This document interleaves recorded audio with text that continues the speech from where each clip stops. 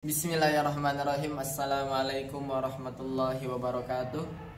Baik teman-teman hiwar sekalian, senang menyapa teman-teman dimanapun teman-teman berada, insya Allah dalam keadaan sehat walafiat dan dalam lindungan Allah Subhanahu wa Ta'ala. Teman-teman perlu diketahui bahwasanya kita manusia dimanapun kita berada, selama kita hidup pasti kita membutuhkan yang namanya bersosialisasi. Kita berinteraksi, bersosialisasi, ngobrol, bercanda, curhat dengan orang tua misalnya, atau dengan teman, dengan guru dan sebagainya.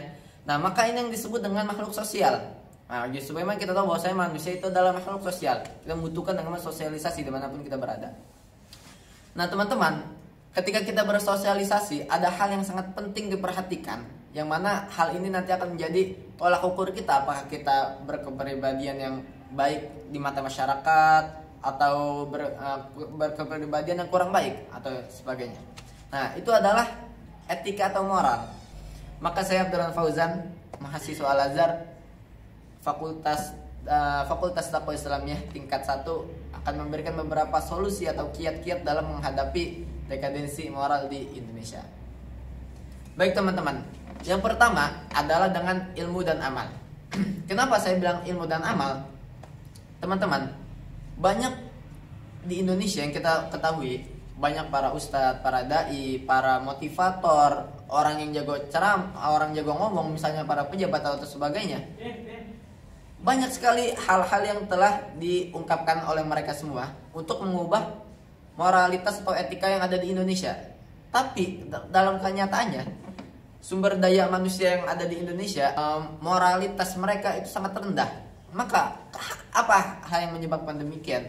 Mungkin ketika mereka, para ustadz, para motivator, kemudian para pejabat ketika ngomong, itu tidak selaras dengan apa yang mereka lakukan. Jadi omongan mereka tidak selaras dengan yang mereka lakukan. Maka mungkin ini salah satu hal penyebab kenapa omongan mereka tidak masuk ke dalam hati mereka. Nah, ini dengan ilmu dan amal. Generasi-generasi Gen Z zaman sekarang itu membutuhkan yang namanya ilmu akan tata krama, sopan santun. Ini dalam Islam kita mengenal dengan ilmu akhlak. Nah, ilmu akhlak ini harus kita sampaikan dengan cara yang bijak juga. Maka Allah berfirman, "Ud'u ila sabili rabbika bil hikmah wal mau'izatil hasanah." Maka kita ketika menyampaikan ilmu tentang akhlak ini dengan adab. Bagaimana caranya? Pertama teman-teman, ini salah satu caranya. Ketika kita menyampaikan kepada orang yang misalnya mabok atau dia misalnya pacaran, mungkin kita bisa mengajak mereka untuk meninggalkan hal itu dengan, dan bukan pakai cara melarang, akan tetapi mengajak kepada sesuatu yang lebih bermanfaat. Misalnya kita ngajak dia ngaji. Misalnya dia bilang, "Wah, gue belum bisa ngaji." Udah ngaji dulu aja. Gimana lu mau bisa ngaji kalau lu belum bisa, kalau lu nggak mau ngaji misalnya gitu. Udah ajak dulu, udah ngaji.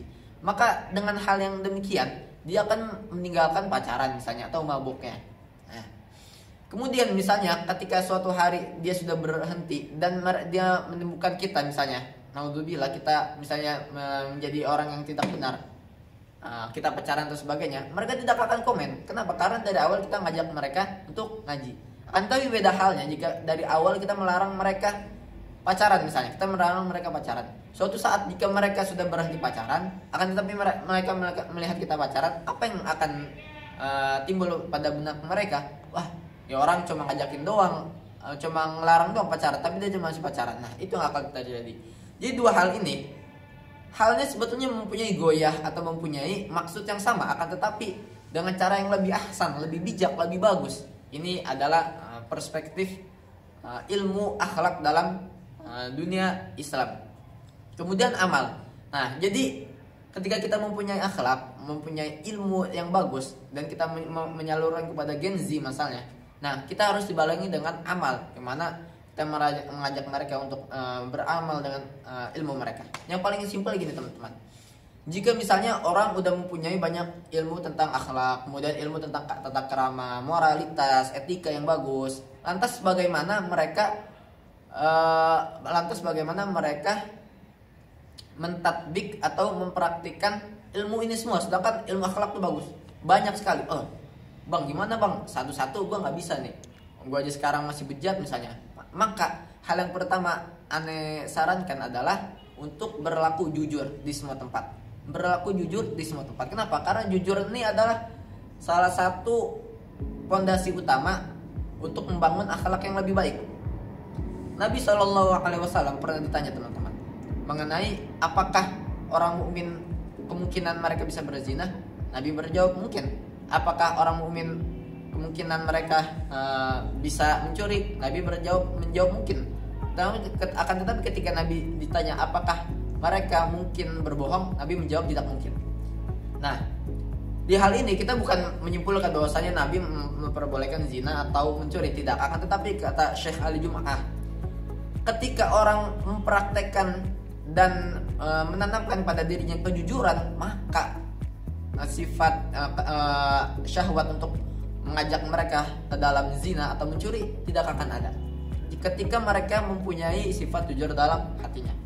Kedua teman-teman, untuk menghadapi dekadensi moral saat ini, yang mana kita lihat malahan Indonesia menjadi salah satu negara 13 negara urutan ke-13 dari 14 negara di Asia Pasifik yang aman bagi wanita. Maka ini menunjukkan banyaknya kasus-kasus seperti pelecehan seksual, kemudian KDRT. Ini kan dilakukan oleh orang-orang yang tidak mempunyai etika dan moralitas yang bagus. Nah, pada perempuan, misalnya kita ambil contohnya itu aja. Nah, maka di sini salah satu peran yang paling penting adalah tindakan tegas dari pihak yang berwenang. Nah, di sini perlu tindakan tegas. Tidak hanya kita menyebarkan ilmu dan amal, akan tapi perlu ada tindak tegas bagi orang-orang yang menyelisihi moralitas ini, yang melanggar etika moralitas ini. Itu teman-teman, itu dari saya Abdurrahman Fauzan. Mohon maaf atas segala kesalahan. Terima kasih atas segala perhatian. Assalamualaikum warahmatullahi wabarakatuh.